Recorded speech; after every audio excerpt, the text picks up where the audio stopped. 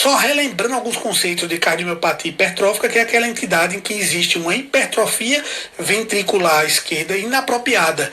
Normalmente ela tem característica genética autossômica dominante e que se manifesta por essa hipertrofia, que pode ser um pouco mais difusa, mas normalmente ela é assimétrica, ela envolve alguma localização específica do miocárdio.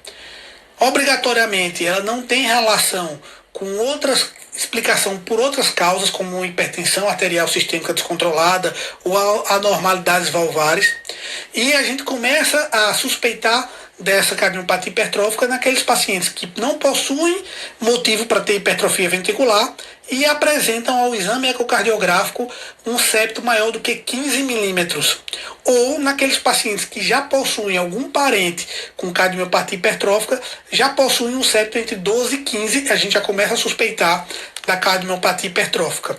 A cardiomiopatia hipertrófica tem algumas particularidades e ela é bem emblemática. A gente vai iniciar agora uma imagem de uma cardiomiopatia hipertrófica, aqui numa imagem de uma incidência, numa incidência paraesternal eixo longo, em que a gente vê o ventrículo esquerdo, o átrio esquerdo, olha o tamanho desse septo, que é um septo gigantesco, normalmente são acima de 20, de 30 milímetros. No paraesternal eixo curto, observem aqui o septo como ele é largo, como ele é grande, desproporcional à parede posterior. Muitas vezes essa hipertrofia pode causar obstruções dinâmicas. A válvula mitral é aspirada, causando obstruções dinâmicas da válvula. Aqui percebam, movimento anterior sistólico da válvula mitral. Então, a cardiomiopatia hipertrófica pode ter uma característica obstrutiva e causar sintomas de insuficiência cardíaca por obstrução dinâmica desse ventrículo, mas também pode evoluir com a fibrose miocárdica e causar morte súbita nesses pacientes. Então é importante a gente ter em mente a imagem da ecocardiografia, porque é uma das maneiras de diagnosticar a cardiomiopatia hipertrófica. A gente não tem só a cardiomiopatia hipertrófica assimétrica, que é justamente essa, que a gente tem um septo mais globoso, essa que a gente viu na imagem, um septo globoso desproporcional. A gente pode ter uma cardiomiopatia hipertrófica que só acomete a região basal do septo, chamada a cardiomiopatia hipertrófica sigmoide, ou aquela que a gente viu que pega todo o septo interventricular, ou a região apical, ou a cardiomiopatia hipertrófica apical, chamada de Yamaguchi, que no eletrocardiograma tem alterações específicas que a gente vai ver. Então aqui a gente vai ver um exemplo de uma cardiomiopatia hipertrófica apical. Percebam que o septo, que a região apical, as porções basais não estão alteradas, mas o que a gente observa aqui é uma hipertrofia de toda a região apical. Olha essa imagem característica do ventrículo. Aqui é um exame contrastado, contraste com microbolhas, e observem que a região toda apical é musculosa, e a gente tem a cavidade ventricular esquerda mais diminuída. E quando a gente utiliza o contraste ecocardiográfico, a gente consegue exacerbar mais essa imagem. Percebam aqui, a região média apical toda acometida da cardiomiopatia hipertrófica. Quando a gente vai avaliar o eletrocardiograma desses pacientes, a gente tem essa T negativas, sinais de hipertrofia ventricular com T negativas bem profundas. Então, a partir disso, a gente pensa na cardiomiopatia hipertrófica apical, chamada também de Yamaguchi. E aí, André, como é que funciona essa questão do movimento anterior sistólico da válvula mitral? Como é essa questão da cardiomiopatia hipertrófica obstrutiva ou não obstrutiva? Às vezes você pode ter uma cardiomiopatia hipertrófica em que, apesar da hipertrofia, pode evoluir com disfunção diastólica, mas não apresenta uma obstrução da via de saída, ela não obstrui a via de saída. E às vezes você pode ter uma cardiomiopatia hipertrófica que acomete a região septal e que vai a evoluir com a obstrução dinâmica da via de saída. Como é que essa obstrução dinâmica acontece? Não é uma estenose aórtica, mas funciona como fosse. Então a gente tem aqui um septo, a gente tem uma via de saída. Quando você tem uma hipertrofia desse septo, existe um estreitamento desse septo, causando um aumento de velocidade, de fluxo. Esse aumento de fluxo aqui causa um efeito Venturi. Então o sangue, quando passa, ele aspira a válvula mitral. Ele aspira o folheto anterior da válvula mitral e aqui meio que obstrui. Então você está vendo aqui que a válvula mitral toca no septo, causando obstrução. E quando ele aspira essa válvula mitral, ele faz com que não apresente coaptação. E muitas vezes esse movimento anterior sistólico evolui com insuficiência mitral importante.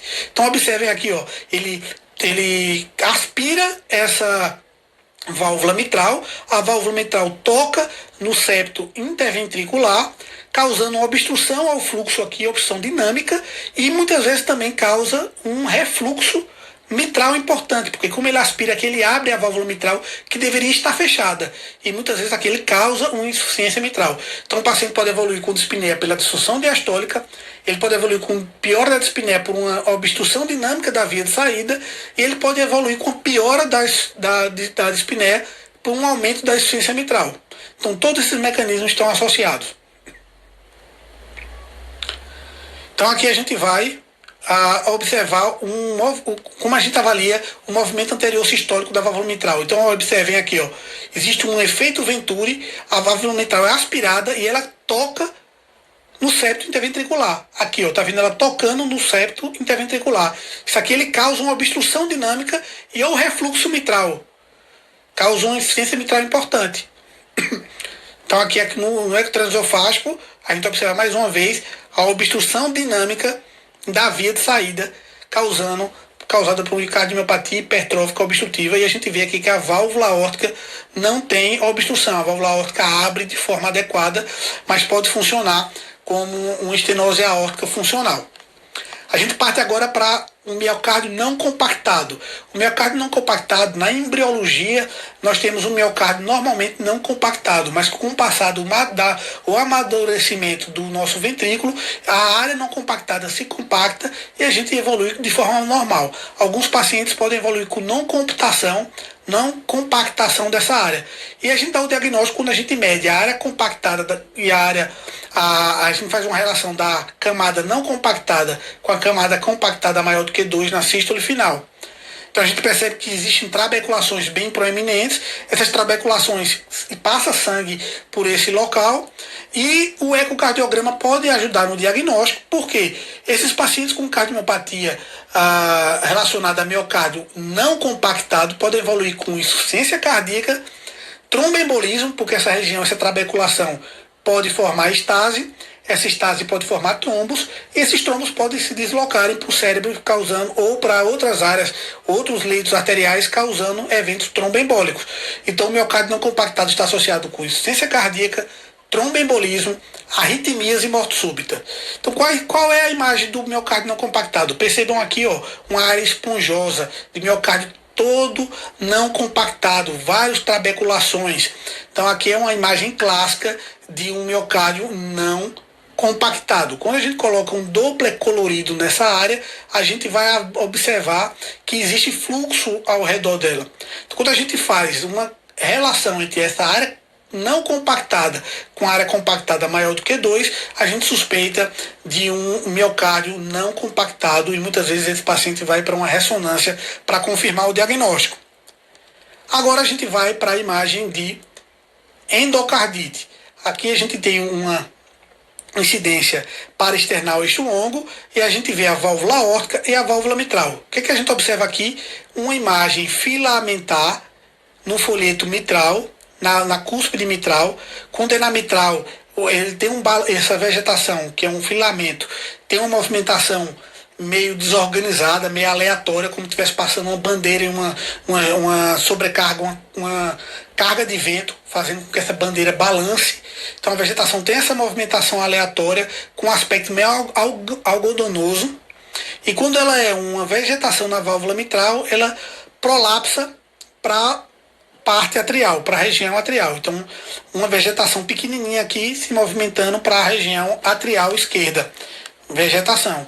E na válvula aórtica também pode apresentar uma endocardite de válvula aórtica. Percebam que existe grudado às válvulas da válvula aórtica algumas imagens filamentares múltiplas com movimentação aleatória e com aspecto algodonoso, e que quando é na válvula aórtica ela se movimenta em direção ao ventrículo, a cavidade ventricular. Então vegetação na válvula aórtica se movimenta em direção ao ventrículo, enquanto a endocardite ou vegetação da válvula mitral se movimenta para o ato esquerdo. Já houve questão, já ocorreu uma questão que mostrava justamente essa imagem e perguntava o que era, basicamente.